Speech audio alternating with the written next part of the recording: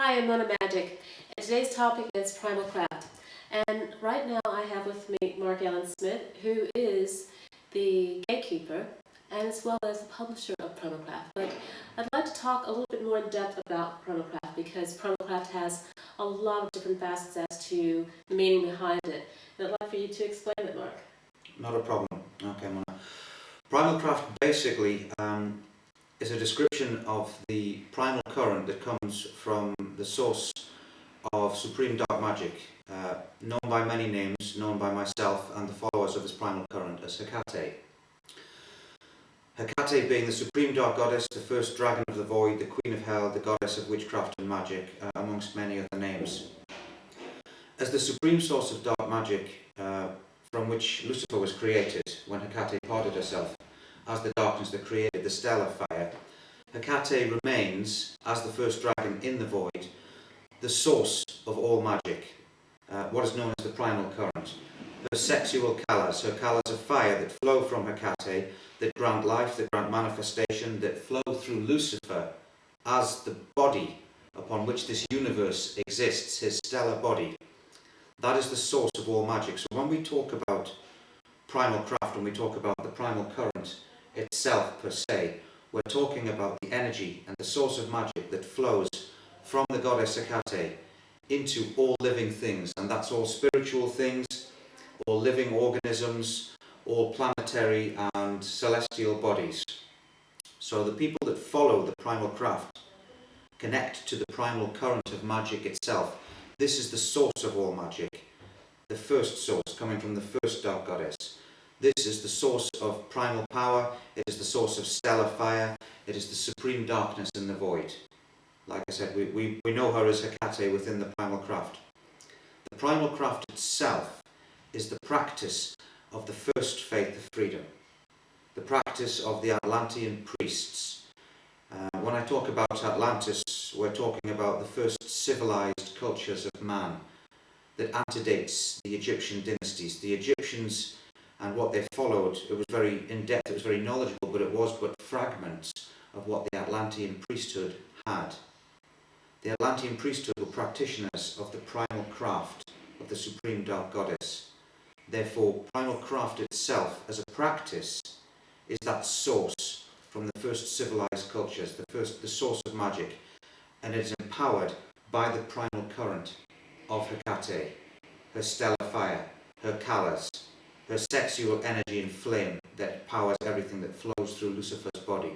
So when we talk about the primal craft, we're talking about the sum of the practices of the Atlantean priesthood, and it's encompassing witchcraft and all of their temples and all of their knowledge. That is the primal craft.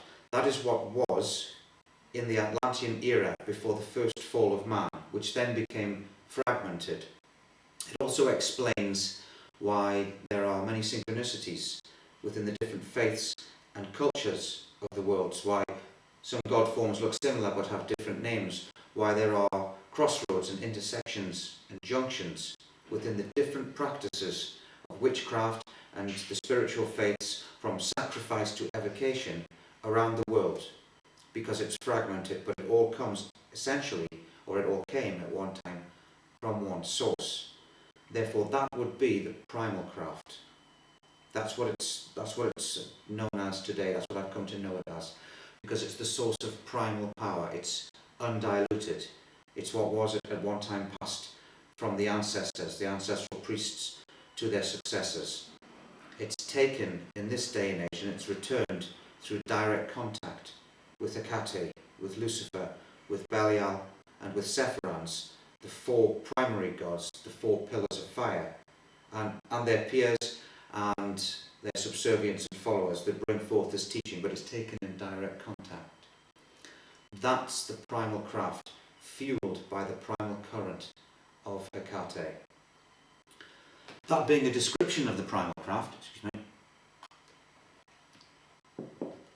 I know you probably want me to explain the definition of primal craft itself. Yes, I would, but I would like to step back and ask you about the primal craft opposed to, or let's just say, parallel to other paths, because you're speaking about Hecate, you're speaking about Lucifer and Belial,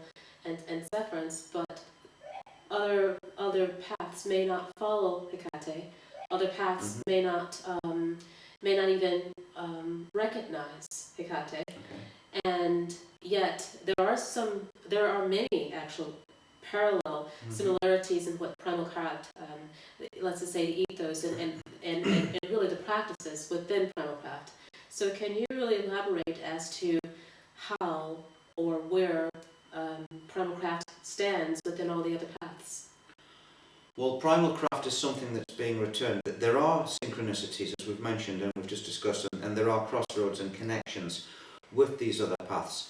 However, what we've suffered over the centuries and the millennia is, outside of perhaps African tribal religions, is a diluting, a rewriting of history, burning of libraries, destruction of knowledge, and books either written under a regime where the author faced persecution, hence you've got medieval grimoires that were written under what I would call the Christian regime.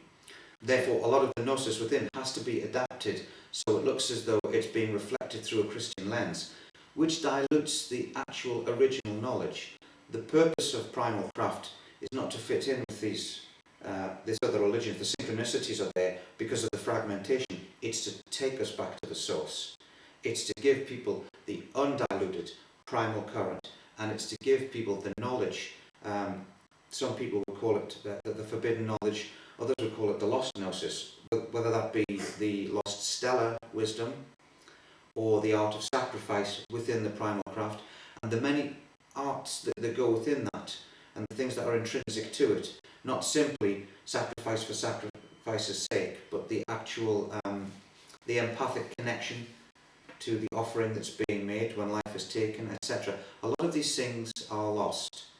What Hecate has charged me with, and those that are initiated at the Temple of Four Pillars of Fire, the mother temple here in Spain, what she has brought to us to return unto man is the primal current, the primal craft itself. What she wants, and what Lucifer wants, and what the four pillars of fire, the four gods of primal craft and their peers want, is a return to the full gnosis and the full understanding, which then allows man and the followers of Primal Craft and the people that wish to undertake this to tap a deeper power, to tap a power in depth, to be able to connect to that energy as the Atlantean priesthood connected to it, not a diluted form of it, not a templated, cut down form that's fitted or made to suit a certain regime, an occupying power. And I'm thinking about, Christianity in times past, or whichever monarchy ruled, whether there was any kind of persecution, and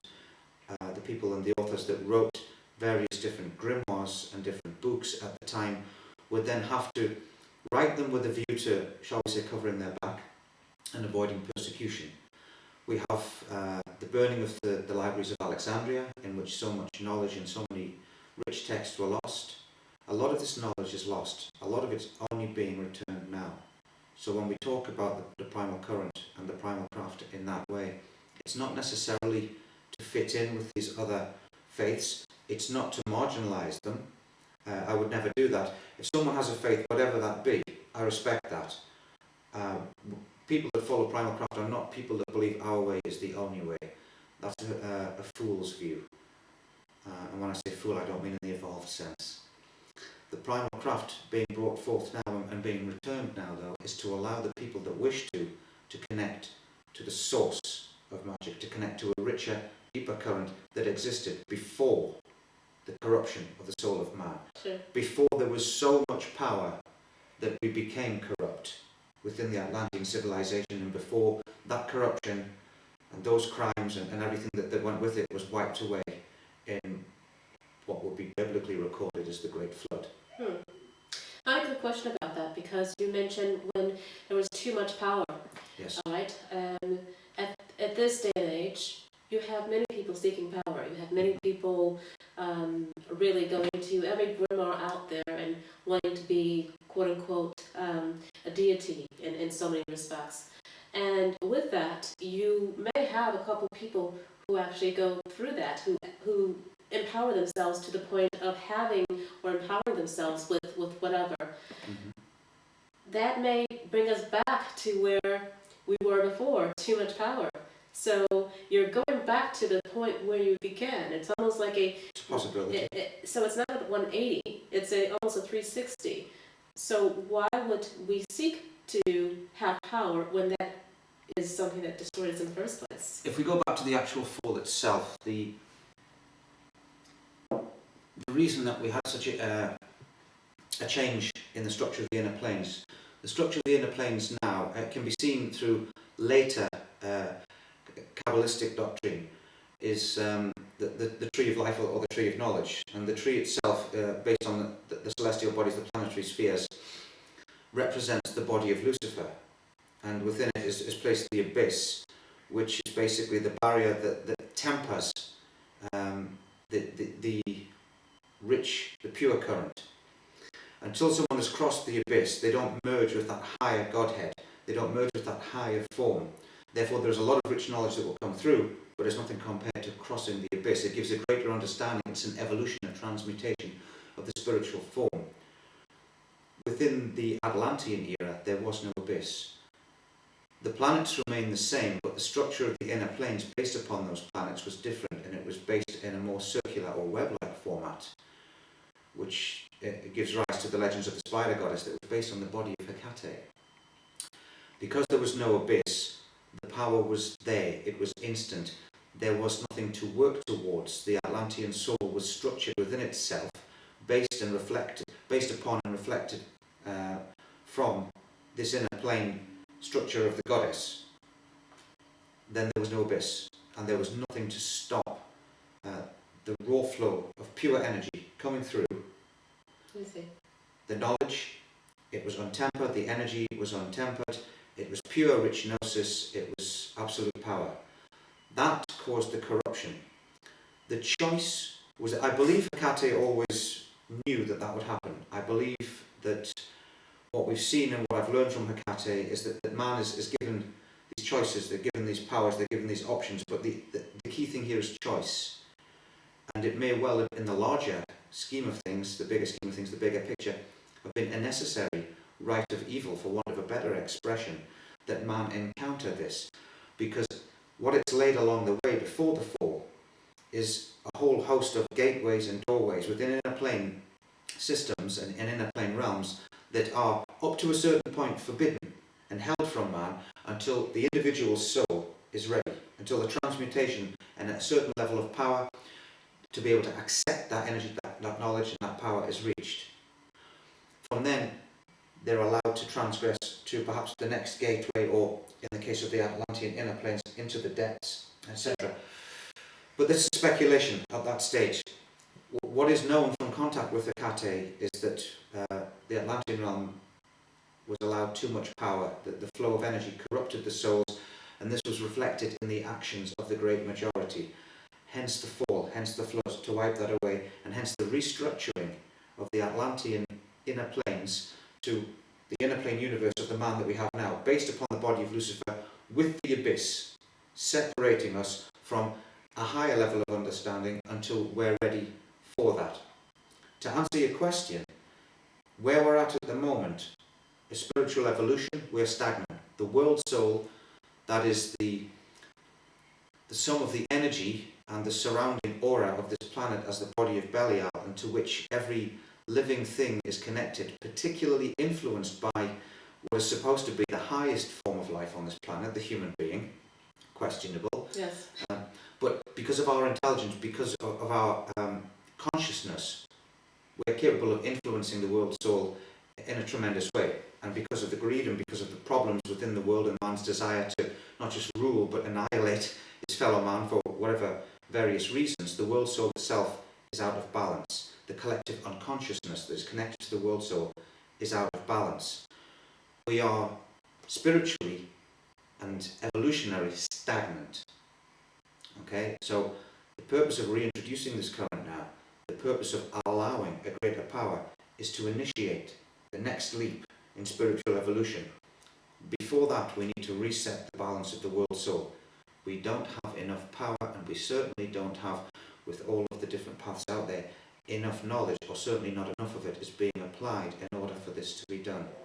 Therefore, this is one of the reasons for the introduction of this primal current.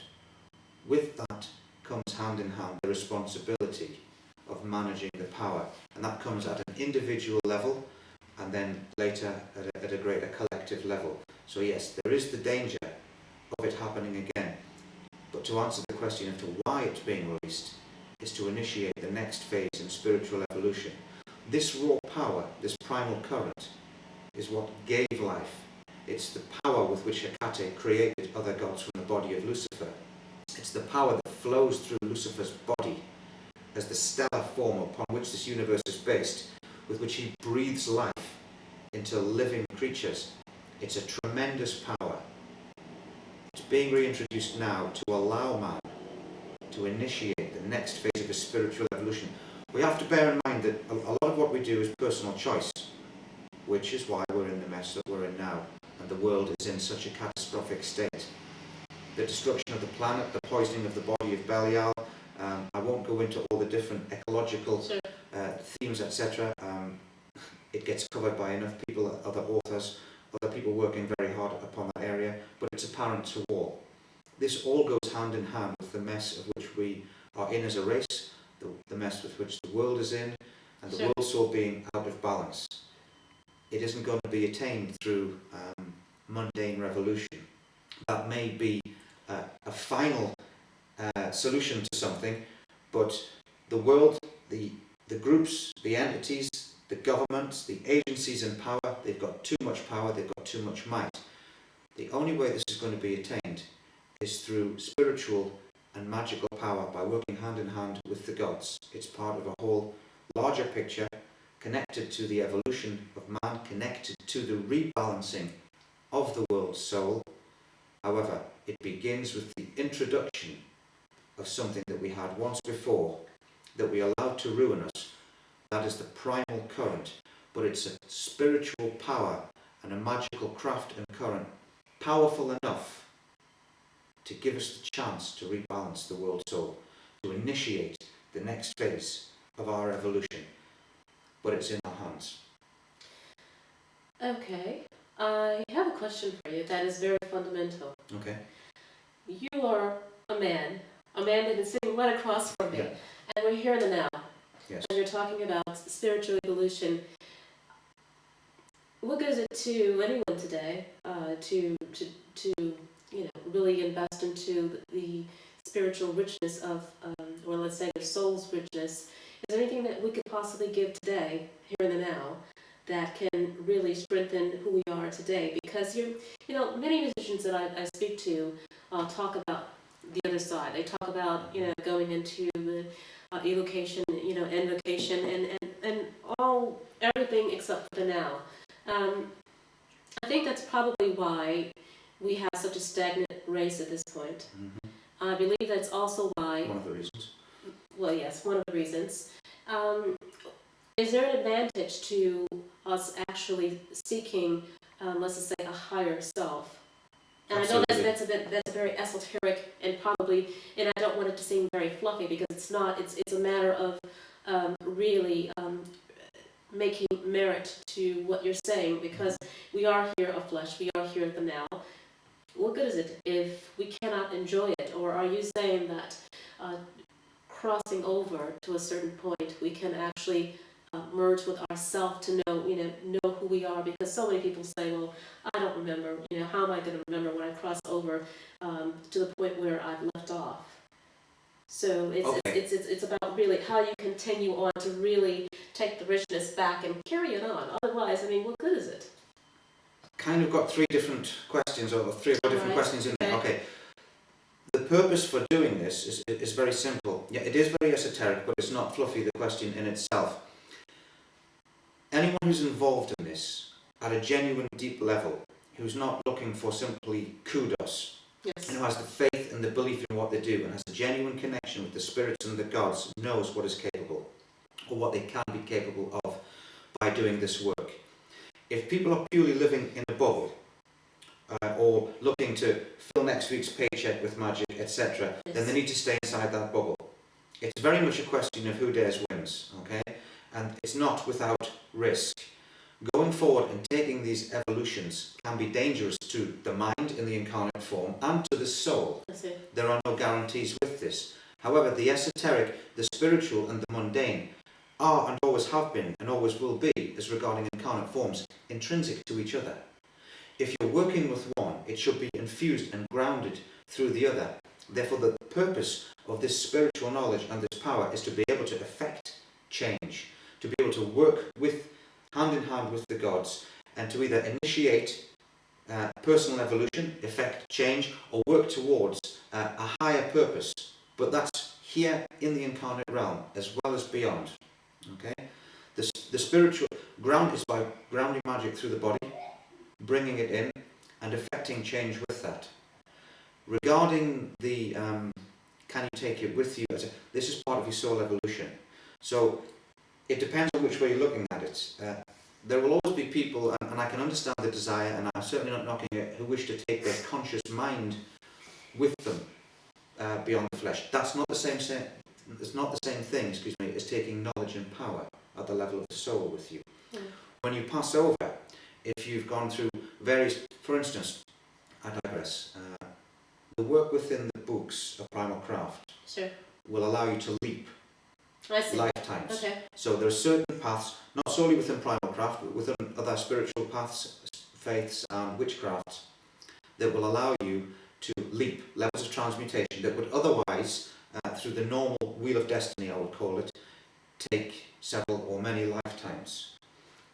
Successfully completed and successfully the transmutations absorbed within the soul, okay, and completed will allow you to take that energy with you and that knowledge with you when you pass. That's not the same thing as taking your conscious mind and your conscious memory with you. Sure. The soul is a higher form. The gateway to working and connecting with the gods is to identify first with your higher self, to connect with your higher form. I do see people talking to their higher self who believe they're talking to angels or demons or gods, and it's not the same thing. But it's essential to be able to connect with the higher self first. That allows you to tap a greater portion of your own personal power. It also allows you to be able to measure and to understand what transmutations and elevations are going on at that level when you're doing, say, for instance, evolutionary soul paths and leaping those evolutionary life waves. It allows you to see that, or to record it, or to at least gain an understanding of it. If you're separated from your higher self, or you're not communicating with your higher self, then you're not going to really understand what changes you're undergoing.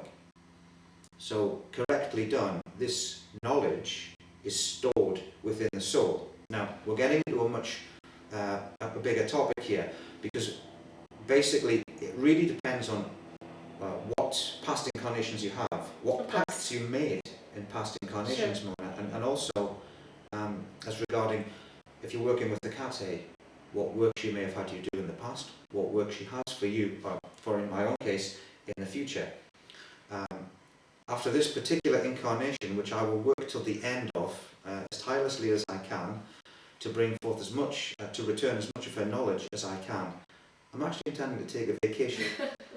But my plan may not be the same plan as Sakate's, and she may incarnate me again. How much memory she wishes me to have will be entirely up to her and what purpose she has for me. But all of the knowledge and all of the power at soul level will go forward. How fast that is remembered and rediscovered and reignited and brought through, similar to the work I'm doing at the moment, that will depend on a meeting somewhere at a higher soul level between myself and the goddess. That will be dependent upon what work she has for me.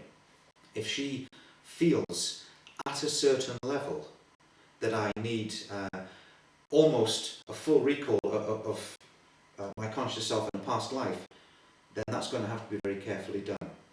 Because one of the things that I have looked at and worked through in the past is that even with, and I'm not talking about myself here, but God forms do incarnate, demons do incarnate. Not every being within flesh and blood is necessarily a human soul. You get fire spirits, you get jinn that have been moving from body to body, you get God forms or angelic forms that will, for whatever reason or necessity, incarnate. Even with God forms, within a flesh form, if the recall is full, if the consciousness of what it is, of knowing who they are, it is allowed too soon, then it initiates insanity.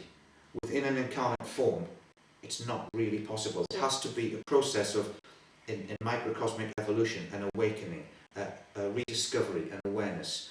So to answer your question as to the consciousness being carried over from death, the knowledge and the power will be carried over from death. The consciousness may well be carried by the soul, but as to how much of that is released when incarnate again, it really depends on the soul, its capacity to handle this. It depends on if the soul is a human soul. It depends on if there are people walking around doing all kinds of work that may not actually be aware that they may not be of the human soul life wave. Indeed. They may be daemon incarnate. There will be some very experienced that are aware of this. It's so individually dependent, and it's very, very specific and finite. From my experience in working with Hecate, it's one of the areas that we have looked into, and she was very specific. It's not recommended to initiate a conscious awareness too soon within an incarnate form. It negates the path of self-discovery, and it's almost like a microcosmic version of too much power and knowledge too soon. Yes, indeed. And then we're back to the fall. Yes, I don't know right, if it's exactly. Yeah, indeed, indeed. With that, you mentioned about the books Mm-hmm. and about notices that you've received and why you've actually put the books in the sequence that you have actually published them. Can you go through the books so far that you've actually put out and the levels of instruction that each one gives? Okay, yeah. Well, the first book I think most people know was Queen of Hell. Queen of Hell is designed for a person of pretty much any level. It's not a beginner's book, but for people following a witchcraft path or coming from ceremonial magic, they are able to open Queen of Hell, to enter Queen of Hell. Total beginners may need to, say, perhaps spend a little bit of time with Paul Hewson's Mastering Witchcraft, which is an excellent book, and it's an excellent beginner's book. I can't really recommend another beginner's book before that. It's not exactly a perfect prelude to the Primal Craft work, because it's not supposed to be. It's Paul's individual work. Yes. Some of the work within it is eclectic, and it uses the separate god names, etc. However, if that can be taken into account, it can be adapted. It's an excellent prelude to this sort of work. People who have that sort of experience, people coming from ceremonial magic or from any other spiritual path, will be able to open Queen of Hell and find their own level within it. That includes advanced practitioners who may find that they're looking directly for the transmutational rites that will prepare them for the crossing of the abyss, initiate it, and then allow them to undertake that test, the success of which is dependent upon the individual. The other thing with Queen of Hell is it was designed to reintegrate one of the, it's not so much of an issue now, but a few years ago when I wrote it, it was more noticeable. It was designed to reintegrate one of the gulfs in modern magical practices, and that is the gap, or supposed gap, between witchcraft and ceremonial magic. Okay? Or witchcraft and grimoiric evocation, which I don't think we need to go into, that there are people who are better qualified and better equipped in the historical department than myself to explain why there is that gulf. Let's just call it fragmentation. Fragmentation because of the Christian era or the destruction of books or whatever, but most people are aware of the why. So you have this gulf. What Queen of Hell does is it allows people to come with a background in ceremonial magic and an experience in goetic evocation, and there are gateways within Queen of Hell from that experience where they can then engage the witchcraft current, and the two merge. People from the witchcraft side of things who are maybe they are experienced in goetic evocation or ceremonial magic, but if they're not, they can come through the witchcraft gateways, and that type of evocation is there, but it is ensorcelled within the primal current, which means that sort of work will be undertaken with the power of Hecate, with the power of Lucifer, and with Belial. Sephiroth is a separate entity, and she's not introduced in Queen of Hell purely for the sake of the practitioner at that time. It's a more advanced practice, and she comes in and she's intrinsic to a path of evolution that's attained through later more experienced work. So you have Belial, Lucifer and Hecate, the Moires, Cerberus and other figures as such. But that's one of the essential elements within Queen of Hell, is the merging of ceremonial magic and witchcraft. It also allows people, as mentioned, at any level to enter within Queen of Hell. The overall picture of Queen of Hell is you could enter that, you can open the book, you can use different rituals from it, and then perhaps you can walk away. There are some people that will open Queen of Hell, and I believe I've already discussed this in the previous interview, and the Red King, and possibly even the Scorpion God for advanced practitioners, who will then find a doorway or be taken through a doorway and then they're taken off on a tangential path to do separate work. These people may never cover the consummate work of the Trident Trilogy, being Queen of Hell, the Red King and the Scorpion God. But what each book does also hold is a transmutational path of what is termed within the Primal Craft of one of the three crowns of divinity, the three great crowns of divinity. Some people know them as the three great phases of spiritual evolution, or the three precious stones. And Queen of Hell holds the first one, which is basically accessing the soul and connecting the soul through the consummate work within Queen of Hell to the throne of Hecate. That would be the first great crown of divinity. The three great crowns attained in entirety ignite a sealed path within the soul. It's like taking the soul beyond the abyss and fusing it with the triple current of Belial, but the source from his throne, not one of his many facets. Belial at his primal source. The same with Lucifer and the same with Hecate, and allowing that to flow into the soul through the consummate work within each book and the consummate work of the Trident Trilogy, and taking those three stellar fires ignites the soul. It allows a greater evolution. It allows the soul to then undertake what is known as the final initiation and fire, which, if successful, will take the soul to a level unseen since the Atlantean realm, a level of power unseen within the soul of an incarnate form since that era. So each book has a slightly different focus. Queen of Hell is the introductory gateway, albeit not a beginner's book. Okay? And it will allow people from witchcraft and ceremonial magical paths to undertake that work. The Red King is slightly more focused somewhere between knowledge that's hidden on the darker aspects and the darker paths, say the tree of knowledge, for want of a better expression, because it's not knowledge that's held out for all to see, it's knowledge that has to be sought. So it's hidden in that way, to be worked towards, to be attained. And also within the Red King, this is where the return of the lost starry wisdom, the starry gnosis of the Atlantean priests begins. There's quite a lot of stellar work within the Red King, but that's Lucifer's book, as we know. And the Scorpion God book, the work of Queen of Hell and the Red King, or for someone who is slightly more advanced, who can enter the Red King and find their level within it, and that there are prerequisites, paths and rituals that must be undertaken to open the gateways at the end of the Red King, and gateways that are shown at the end of the Red King and shown within the beginning of the Scorpion God upon this path. But a person may enter the Red King, may perform that work, and it will open these gateways before them on the inner planes and within their path. That allows them to undertake the work of the Scorpion God, which is allowing the soul to transcend to the inner plane realm, the Atlantean realm. It's the structure of the inner plane universe and the spiritual planes as it was in the Atlantean era before the fall. Therefore, the power there is untempered. It's undiluted. It's raw, and the knowledge it's what I term it the forbidden wisdom, because it's not knowledge. It's currently accessible on our own astral and mental and spiritual planes. It's the formation of the Atlantean realm within the spiderweb, based upon the structure of the body of the goddess Hecate, and therefore there is no abyss there.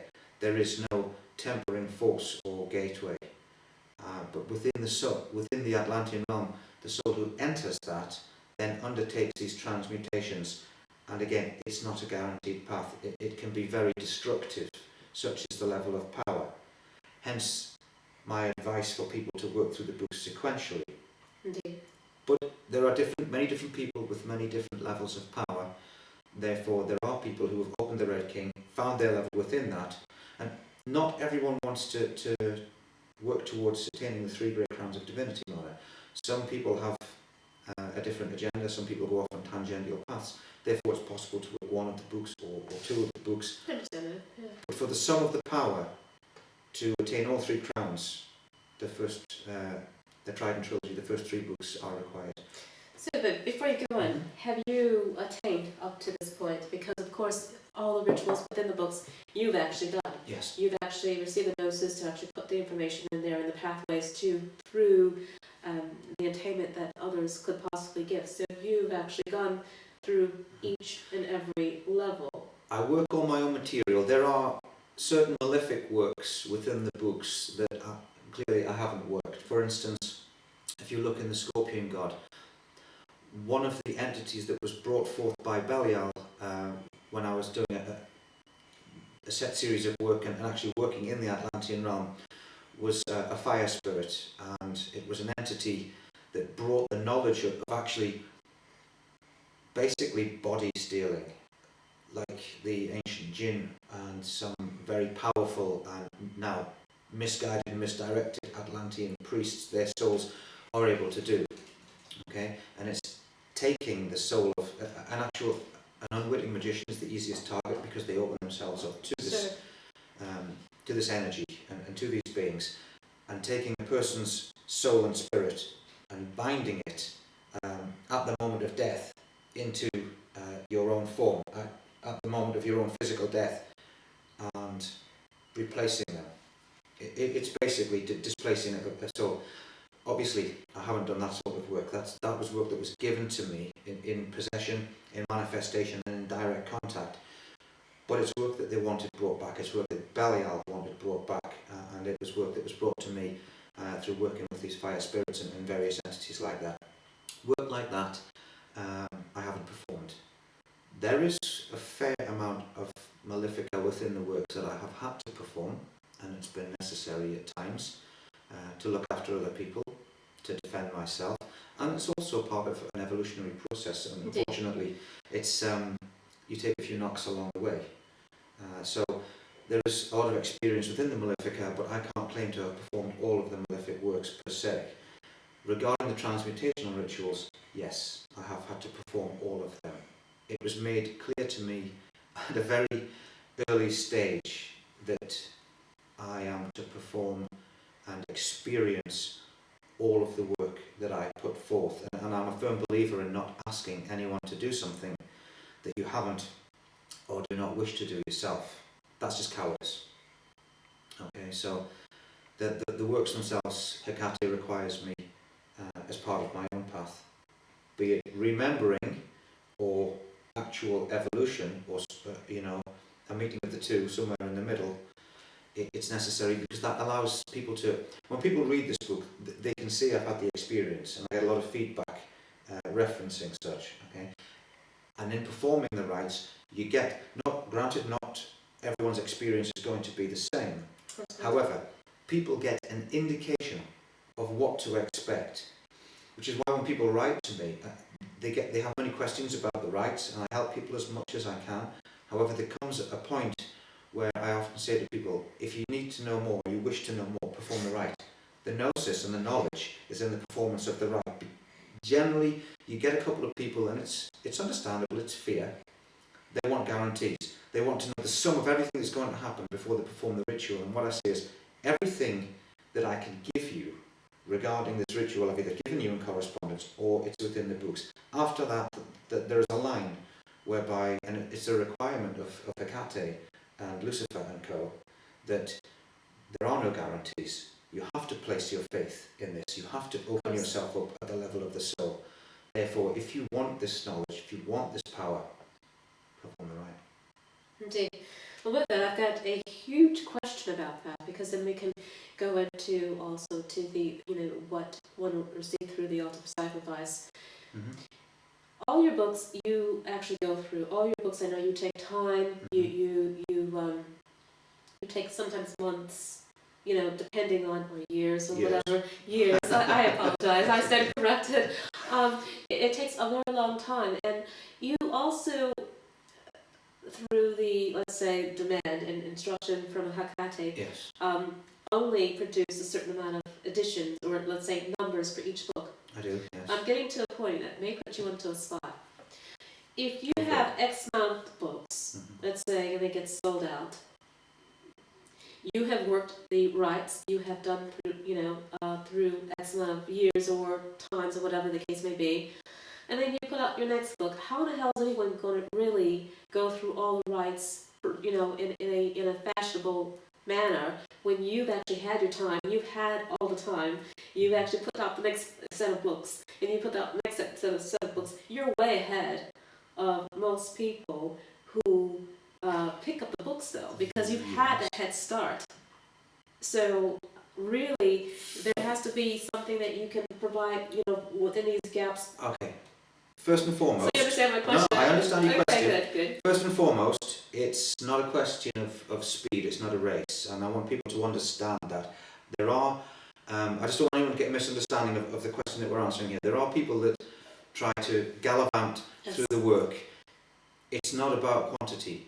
It's about quality, and it's about performing the work correctly and assimilating the power that you get from each rite correctly before you move to the next one. Which brings me on to a larger subject of, while I don't believe in hand-railing a written text, because that takes away a lot of the connection with the muse, with the goddess, with Belial, whoever you happen to be working with, there is a meeting point with these beings and these gods, an element where they will take over the rite. What I will stress to people is make sure that it is the actual being that is taking over the rite and not your higher self. I have had experience with some advanced magicians who feel that because of their level with certain types of works that they don't have to create a wood stele, that they can draw a seal on paper. There's a time and a place to draw a seal on paper, particularly if you need to ignite it in fire and pass it on through the inner planes in blood fire. There's a time when you need to actually cut into, carve into a rock or cut into a piece of wood or a piece of metal and manifest a seal or a gateway on the mundane plane, and then open it by spilling blood, sacrificial or your own or both, into that seal upon the inner planes. And the instructions for that are quite specific. So we do kind of suffer sometimes with people that come forth and they want to just get ahead, and it's like, well, my higher self tells me that I'm so powerful, I can do this and I can do it this way, and that's not the case. The instruction is given for a reason, and what it is, there's a meeting point between not hand-railing the text, but also understanding that primal knowledge and primal power has a set methodology that cannot be taken by the modern neo-pagan, dare I say, fluffy aspect, with a view that has this magic is whatever you want it to be, and I can make a square peg fit a round hole. That's just going to end badly. Anyone with a modicum of common sense and who holds their ego in check will be able to ascertain from reading the works what they can adapt and what has to be followed to with a little bit more discipline. Sure. And worked towards. For instance, I'll make this one very, very direct regarding the altar of sacrifice. If it says parchment flesh, that's not paper. It means flesh, that you've cured yourself, that you've sacrificed to the relevant god at the relevant time yourself, and the parchment is drawn upon that. Okay. Whatever anyone does with an adaptation of medieval grimoires is their own business. If you try to adapt parchment flesh and just use paper from the Sacrificial Trilogy, then you're not going to achieve your aim at all. Regarding the numbering of the books and the fact that there's a smaller number, again, it's quality not quantity. I don't do anything else, Mona. As you know, I work this pretty much every day and almost every night. The daytime is very often now used to. I would be a lot further ahead were I not given the task, and I enjoy helping other people and I enjoy doing this, but it wasn't my aim when I set out doing this. I was coerced, seduced, manipulated and informed by Hecate that this is what she wanted and that this is what I will do, and it is my honour to do it. I love doing this, but it wasn't my original plan. My original plan has been adapted by the Queen of Hell. Therefore, I wasn't aware that I would be opening the Temple of Four Pillars of Fire. I wasn't aware that I would be rediscovering it, reopening it, let alone initiating people or teaching. My dream initially when I started was to write a book for Hecate. I wasn't allowed to view the bigger picture until later, the plan that Hecate has clearly had from me since the start, which I now know she's had from me since the start. I was on what the military would call a need-to-know basis. Now I know more, quite a lot more, because Hecate has moved me and positioned me and aided me and empowered me to a point now where I'm able to help other people. I work obsessively. I work non-stop. It is my passion. It is everything to me, this work. Therefore, it's not expected. And also, you have to bear in mind that I've been doing this a long time. So it depends on, there are a lot of other very experienced people out there, but it depends on how long they've been doing it in whatever particular field or whatever path, if they come to Primal Craft. But I've been doing this literally since childhood. It has been interwoven with a long career in the military and various other things, but I was, in my teenage years, although it was nothing on the level of the altar of sacrifice, I was teaching people. We had a small group and we worked together, and I would teach people basic things like astral travel, opening astral gateways, and the empowering of the subtle body. You know, it wasn't overly advanced at 14 years old, but I've been doing it a long time. Also, you need to bear in mind that whatever I may or may not have encountered in past incarnations, and whatever empowerments were given to me when I entered this world in this flesh incarnation by Hecate, have a strong bearing on the level of experience and the level of power and knowledge that I have or am allowed to have at this moment. And also, because she's chosen me to do this work in this way, the level of empowerment and knowledge that she's forced through my soul, through the gates of my soul, into my being. Therefore, I don't want anyone to feel left behind or in any way intimidated or feel as though they're looking up at a huge mountain. Spiritual evolution is a huge mountain, but it's one that needs to be undertaken methodically. We have rituals that will leap transmutational soul paths. You can leap lifetimes with this work.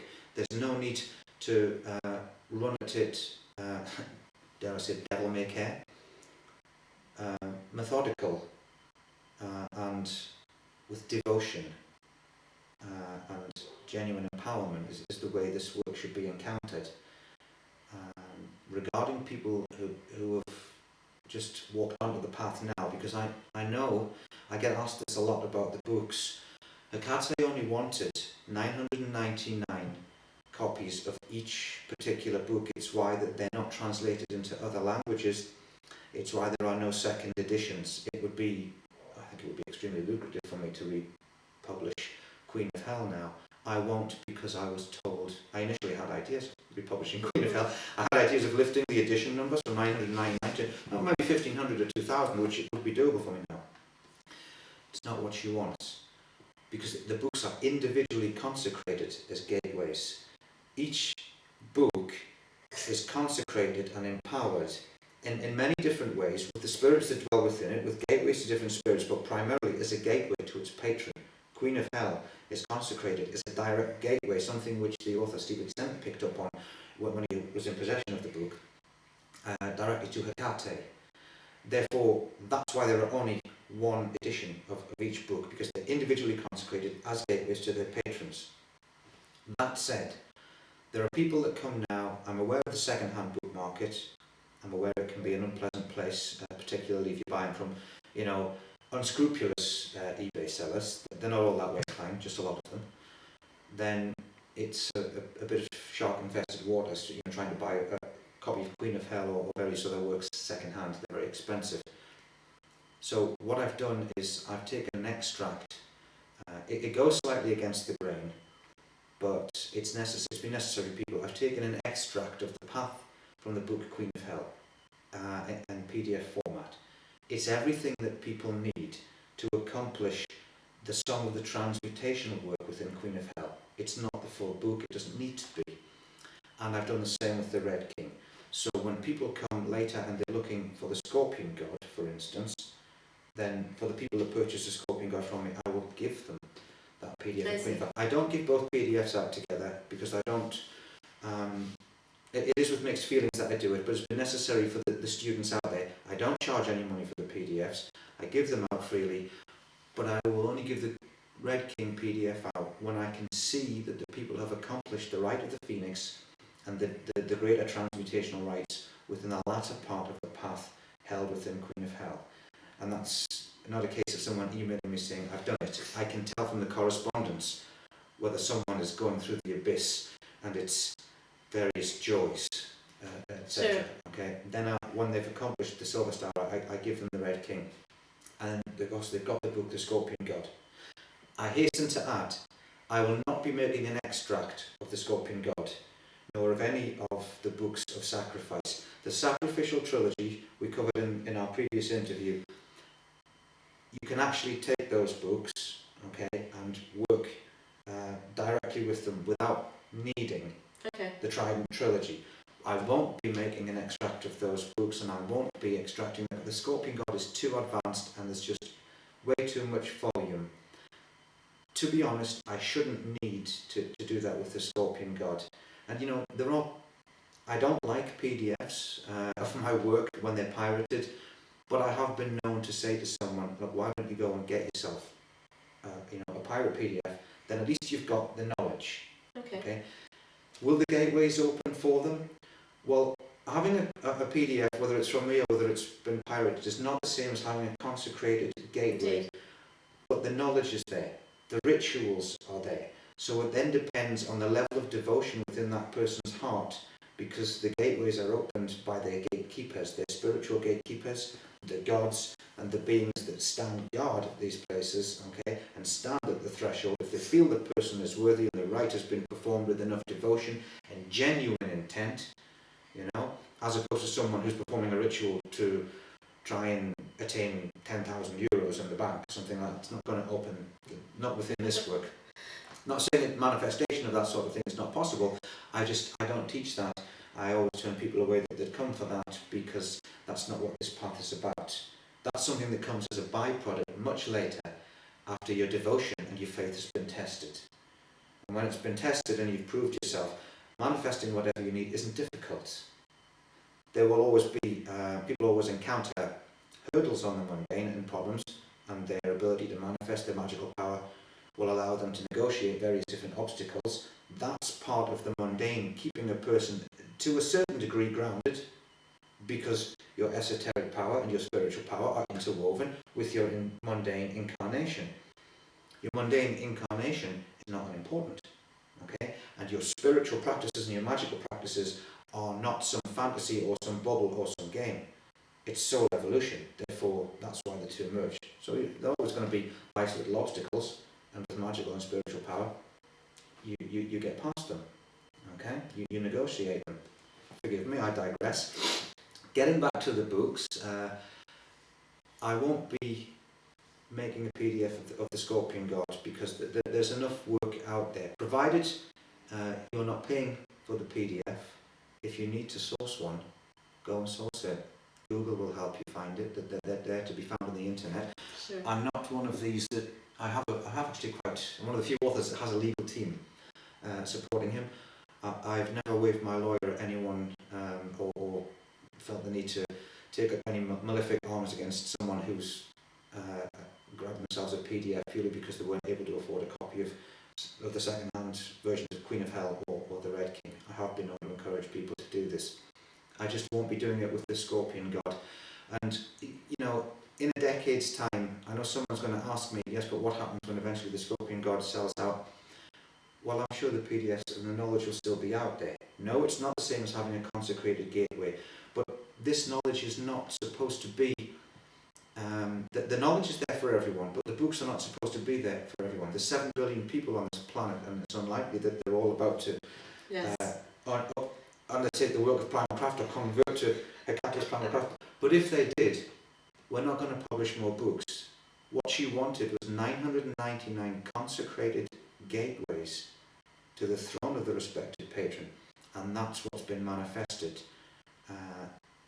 If you were to look at some other works with authors past, and I won't get into names or pantheons, they were be only 77 in total of certain works. If you're meant to have a consecrated copy of the book, then that's your path and your choice to follow that. And you may have to make sacrifices, financial or otherwise, to attain that. If you're meant to get it, you'll get it. Otherwise, the knowledge is attainable through various other means. There is no substitute for having a consecrated tome, a gateway itself, a living book that's been consecrated to its patron in this way. I know a lady in England who has copies of all of my books. You know, I don't think she's performed one ritual within them, but she travels through them as gateways. She calls the God through, she calls the various spirits through, she lays the books out and uses them as powerhouses, as sources of manifestation, as gateways, works with them completely through intuition as opposed to the rites within. That there's someone who's hardly hand-railing the text. But no, I won't be making any kind of extract of the Scorpion God. It's just too in-depth. And you know, up to a point I do expect people to be resourceful and have to make the odd sacrifice to attain the knowledge that they need to attain. And you know, there's enough people passing around free PDFs and things like that out there that you don't have to pay for a PDF. That shouldn't be the case. I'm actually quite against that. You know, I don't like free knowledge being passed around. And you know that also on a more esoteric scale, looking at it through a more spiritual lens, regarding the limitation of the books, I would rather open the gateways of the temple for Hecate and have 10 quality, devoted souls devoted at that level with all of their heart to Hecate and the Trident, than 30,000 souls or people who are coming purely for their own ends, who are not particularly devoted. Quantity is nothing. Quality and devotion, that's everything, because that's the key to success upon this path, devotion. I would agree with that. Within the foundation of Primal Craft itself is the vehicle that I use to put forward the written works, the books through which the current is transmitted. Primal Craft itself, as in, if you're looking at, I have the website Primal. Several years ago, I was led to the Spanish mountains to a particular location to rediscover what is essentially a stone vortex that required months and months and months of work and restoration to put the stones back into the circular vortex, and the reconstruction of the 4 pillars of fire, etc. This is the Mother Temple. Sole purpose, or the greatest initial gateway, is to initiate direct current between the practitioner, the devotee, the initiate, and the gods and the spirits themselves.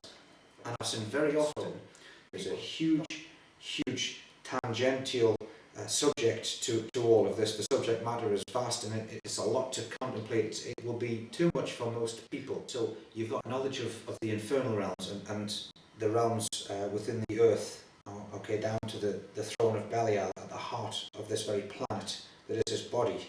Okay, you've got knowledge of the draconian elementals, the draconian lines.